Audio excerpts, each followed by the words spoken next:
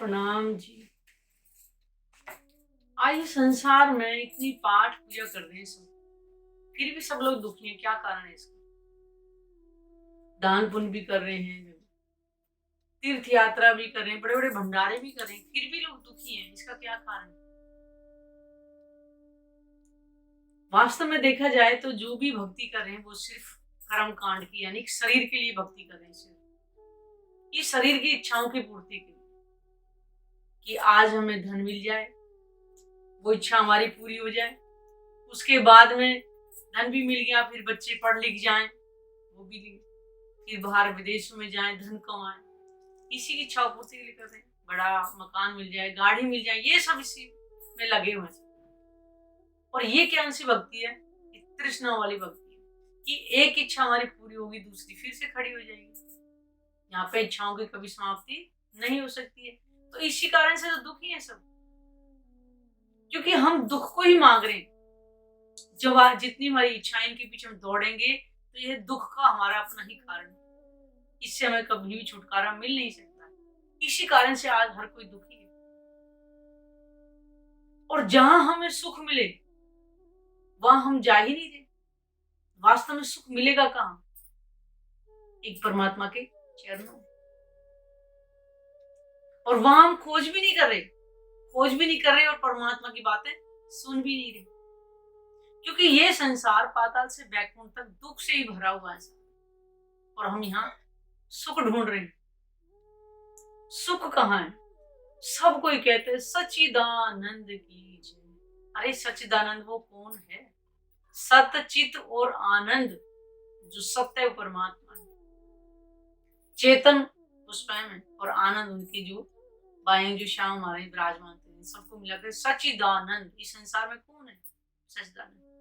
बोल तो रहे, वही आनंद का सागर। उस परमात्मा के चरणों का जब हम ध्यान करेंगे तभी तो हमारे अंदर आनंद आएगा। और हम लगे सिर्फ तृष्णाओं में। इससे हमें क्या प्राप्त होगा? तभी तो सारा संसार दुखी है। तभी कहते रहे इतनी पाठ पूजा कर रहे हैं फिर भी हम दुखी हैं, क्योंकि भक्ति जो भी कर रहे हैं वो बिना लक्ष्य के कर रहे हैं। उससे हमें कुछ हासिल होने वाला नहीं। तो आज हम अपने विवेक से सोचें ना कि आखिर हमें कौन सी भक्ति करनी चाहिए। ये रत्नाकर डाकू कौन है? वाल्मीकि जी, जिन्होंने विवेक जागृत होने के बाद रामायण भी लिख दी। एक बार क्या था कि जब तो रत्नाकर डाकू ही थे, वो सब को आते जाते लूटते थे। एक बार उन्होंने नारद जी को पकड़ लिया कि आज कहां बस करके जाओगे। नारद जी ने बोले कि जो भी ये तुम धन कमाते हो, जब तुम्हें इसका दंड मिलेगा तो क्या घर पर वाले तुम्हारे साथ अधिकारी बनेंगे इसका? क्यों नहीं बनेंगे? तो कह रहे पूछ के आओ जाकर के। घर गए, उन्होंने अपने माता पिता से पूछा कि जब जो मैं चोरी करके जो धन कमा के लेके आता हूँ, जब इसका मुझे दंड मिलेगा तो आप मेरे सहभागी बनेंगे? उन्होंने कहा कि हमने तो तुम्हें नहीं कहा बेटा कि तुम चोरी करके लेके आओ। फिर पत्नी के पास गए, उन्होंने भी कह दिया कि हम तो सहभागी नहीं बनेंगे दंड के, क्योंकि हमने तुम्हें ये नहीं कहा कि तुम हमारा पेट पालने के लिए किसी के साथ चोरी करो। तब उनके साथ विवेक जागृत हो, फिर मैं क्या कर रहा हूँ? तो किसके लिए कर रहा हूँ? इतना जो चोरी का जो धन कमा के लेके आता हूँ और घर परिवार वाले मेरे साथ हैं, तो मैं किसके लिए ये सब कर रहा हूँ? तब उनके साथ विवेक जागृत, अरे मैं किसके लिए कर रहा हूँ फिर? तब उन्होंने वाल्मीकि रामायण तक भी लिखी थी, जिसमें उन्होंने खुद लिखा था कि कलयुग केवल नाम आधारा और सुमर सुमर नर उतरे ही द्वारा। कि वो कलयुग में नाम आएगा जिससे परमात्मा की पहचान करके पार उतर जाएंगे। देखिए कहाँ वो रत्नाकर डाकू थे, कहाँ वाल्मीकि रामायण लिख करके इतनी बड़ी। तो आज हमारा विवेक जागृत क्यों नहीं हो रहा? आज हम क्या कर रहे? घर परिवार की बस इच्छाओं की पूर्ति के लिए दिन और रात इस शरीर को घुमाए दे। ये मनुष्य तन हमें ऐसा ही नहीं मिला है। ये मनुष्य तन ठीक है, हम दिन में कार्य करें घर परिवार के साथ, लेकिन उस परमात्मा की भी पहचान करें। जबकि प्राणनाथ जी ने इस वाणी के अंदर बहुत अच्छा बोला है, मान को दे अखंड फल पाए के, सो क्यों पाए के वृथा गंवाई। इस मनुष्य तन को पा करके व्यर्थ में ही क्यों गंवाए दे रहे हैं। ये अमूल्य खजाना है, ये धन दौलत से भी प्राप्त होने वाला नहीं है। अभी 2 साल पहले कोरोना में देखा है, लोगों ने नोट भी बिछा दिए रोडों पे कि कोई बचा लो, लेकिन कोई भी नहीं बचा पाए। तो मनुष्य तन को मैं ऐसी आसानी से समझते कि हमें ऐसे ही मिल गया, नहीं। इस मनुष्य तन की बहुत बड़ी कीमत है। अगर हम सोचे तो इस मनुष्य तन को हम खा पी करके दिन रात गंवा करके व्यर्थ भी कर सकते हैं, और इस तन के द्वारा हम परमात्मा की पहचान भी कर सकते हैं। इसलिए इसको मनुष्य तन को अमूल्य बनाएं, व्यर्थ में नहीं गंवाएं कि ये दोबारा इतनी आसानी से मिलने वाला नहीं। एक YouTube पे मैंने बहुत अच्छा एक भजन ही बोलो, दुनिया का भजन है। वो एक तबला बजा रहे थे और एक उनके साथ में एक लड़की थी, वो जो बोल रही थी, जिंदगी एक किराए का घर है, एक ना एक दिन बदलना पड़ेगा, मौत जब तुझको आवाज देगी, घर से बाहर निकलना पड़ेगा। वो गा रहे थे हंस हंस के, लेकिन वास्तव में अगर इस शब्द को सही अर्थ से सही ध्यान देकर सुने तो जिंदगी एक किराए का घर है, अगली सांस आए ना ये सब कोई जानता, लेकिन फिर भी विचार नहीं करें। आंख बंद करके पट्टी, जैसे आंखों पट्टी बांध के दौड़ रहे ना, और वहां मंजिल मिली वही कर रहे, पता नहीं कब बुलावा आ जाए। तो इस मनुष्य तन को व्यर्थ में क्यों गवा रहे? दिन रात आज जिस तन को हम घर परिवार में हम लगा रहे, दिन रात ये घर परिवार वाला शमशान घाट के बाद हमारा कोई साथ नहीं दे, कड़वा सकते हैं।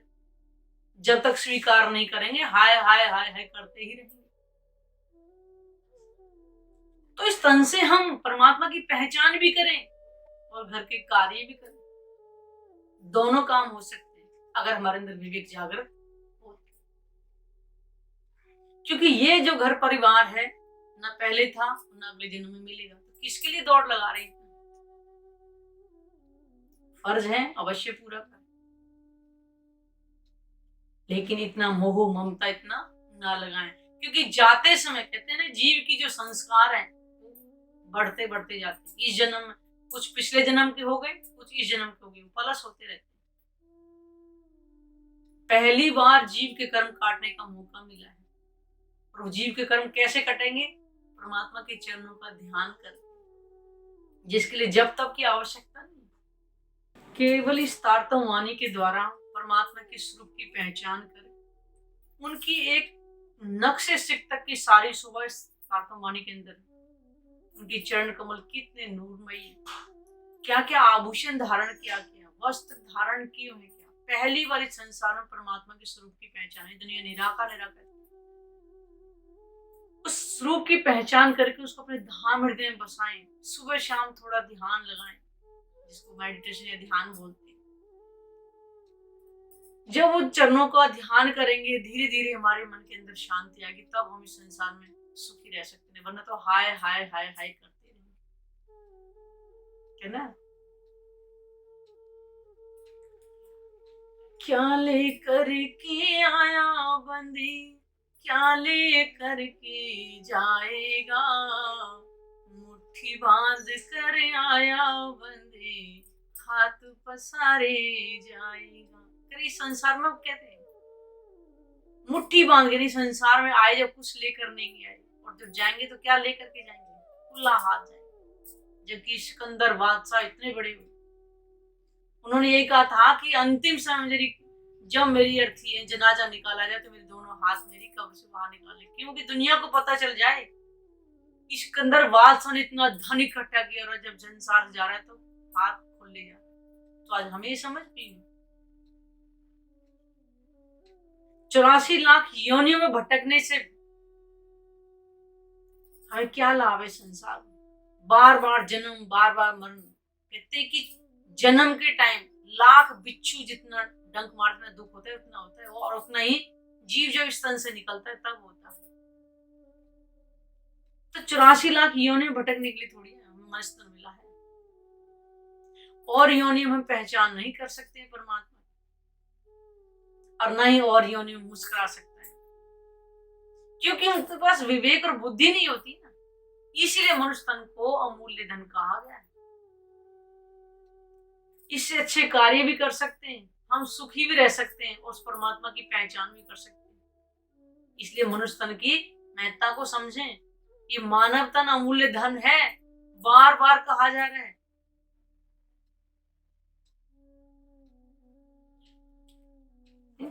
तो इस मनुष्य तन को हम कैसे व्यर्थ में गंवाए दे रहे,